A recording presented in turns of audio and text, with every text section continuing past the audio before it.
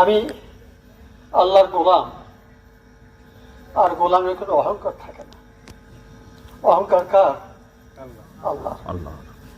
আর যারা অহংকার করে, আল্লাহ রাসূল বলছেন ওরা আল্লাহর গায়ে চা ধরলে টানাটানি করে। এই জন্য কোন মুমিনের অহংকার থাকা উচিত নয়।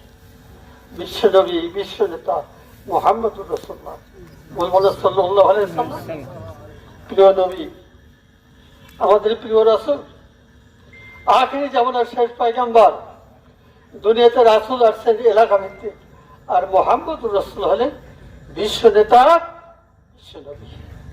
কিয়ামত পর্যন্ত তার নবুয়ত বরকরার থাকবে। এরপরে আল্লাহ রাসূল বলছেন আনা খাতামান নবীন লা নবিয়্যা বাদি, আমি শেষ পয়গম্বর, আমার পরে কোনো পয়গম্বর আসবে না, এখনো আসেনি। কোথায় যাচ্ছি? আরো কয়েকজন নবীর দাবি করেছিল, আল্লাহ তাআলা তাদেরকে জবরদস্ত ভাবে দমন করেছে, অনেক পালায়ে গেছে, অনেক যুদ্ধে পরাজিত হয়েছে। আর কোন নবী আসবে না। আমরা আখির জামানার পয়গম্বর মুহাম্মদুর রাসূলুল্লাহ কি ভাই সাল্লাল্লাহু আলাইহি ওয়াসাল্লাম দলের লোক। আল্লাহ রাসূল আমাদের নেতা, আল্লাহ আমাদের রব, আমরা আল্লাহর গোলাম। গোলামীর অহংকার নাই।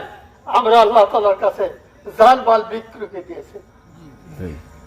সূরা তাওবার 100 নম্বর আয়াতে আল্লাহ তাআলা ঘোষণা করেছে ইন্নাল্লাহা আশতারা মিনাল মুমিনিনা, এখন মাথার উপরে আছে, কিন্তু আল্লাহর আইনের পক্ষে আছে।